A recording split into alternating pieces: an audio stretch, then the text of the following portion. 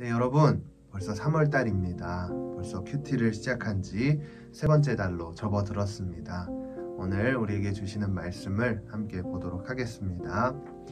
예수께서는 제자들이 항상 기도하며 포기하지 않도록 하시려고 비유를 말씀하셨습니다. 어느 마을에 하나님을 두려워하지도 않고 사람을 무시하는 재판관이 있었다. 그리고 그 마을에 한 과부가 있었는데 그 여인은 수시로 재판관을 찾아와 내 원수에게 원한을 갚아 주십시오라고 간청하는 것이었다. 한동안 재판관은 들은 척도 하지 않다가 마침내 이런 생각을 들었다. 내가 하나님을 두려워하지 않고 사람을 무시하지만 이 과부가 자꾸 와서 나를 귀찮게 하니 이 여인의 간청을 들어주어야겠다. 그러지 않으면 계속 나를 찾아와 괴롭힐 것이다. 주께서 말씀하셨습니다. 너희는 이 불의한 재판관이 말한 것을 들으라.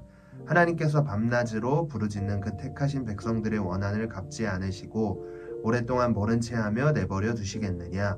내가 너희에게 말한다. 하나님은 속히 그들의 원한을 풀어주실 것이다.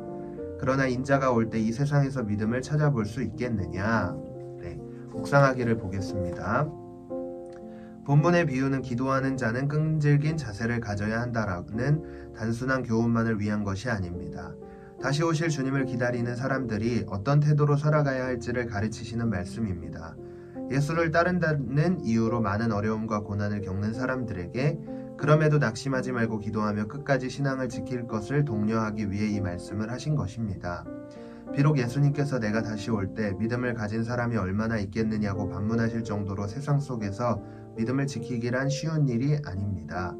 그러나 억울한 마음에 해결할 권한을 가진 재판관에게 끈질기게 찾아가 간청한 여인처럼 우리도 세상에서 실망하고 상처받은 마음을 그분이 회복하시고 구원하시기를 간절히 기도하며 끝까지 믿음을 지켜야 합니다.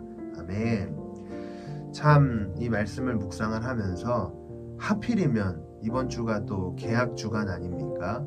개학 주간에 왜 이런 말씀이 선포되는지 좀 생각을 해보는 것 같습니다. 여러분, 이제 세상 속으로 완전히 들어가는 것이지 않겠습니까? 그런데 그 세상 속에서 우리가 이 믿음을 지킬 수 있는 방법을 마치 우리에게 이야기해 주는 듯한 그런 느낌을 받습니다. 네, 그래서 여러분, 믿음을 지키게 하는 그 원동력은요, 하나님의 은혜를 통해 가능하지만 그 은혜를 어떻게 얻습니까? 바로 우리가 구해야 하는 겁니다. 기도해야 합니다.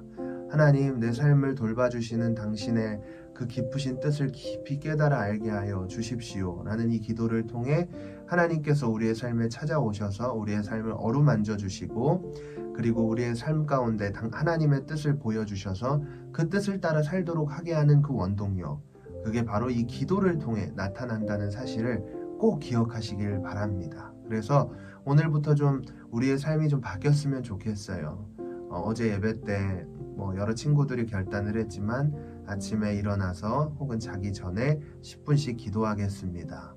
여러분, 기도의 끈을 절대 놓지 마십시오. 기도의 끈을 놓는 순간 우리의 믿음은 흔들리게 되어 있습니다. 그래서 저와 여러분들이 이 기도의 자리를 이 개학 주간부터 잘 습관화해서 정말 다시 여름방학이 오기 전까지 이 말씀, 우리에게 주신 이 하나님의 말씀을 얼마나 지켰는지 그때 가서 돌아보면 참 의미가 있지 않겠습니까? 그래서 저와 여러분들, 이 기도에 목숨 거는 저와 여러분들이 되길 소망합니다. 기도하겠습니다. 하나님, 감사합니다. 당신의 말씀으로 우리의 삶이 세워집니다. 무엇보다 계약이 있는 이번 주간 우리에게 말씀하신 것과 같이 기도의 끈을 놓지 않고 그 기도를 통해 역사하시는 하나님의 능력을 소유하며 하나님의 뜻이 무엇인지 깨달아 알게 하시는 그 은혜를 통하여 우리의 삶이 주님과 동행하는 삶이 되도록 붙들어 주시옵소서. 오미크론과 코로나로부터 보호하여 주시고 하나님이 기뻐하시는 오늘의 삶이 되도록 주께서 우리의 심령 가운데 역사해 주시옵소서. 감사드리며 예수님 이름으로 기도했습니다. 아멘.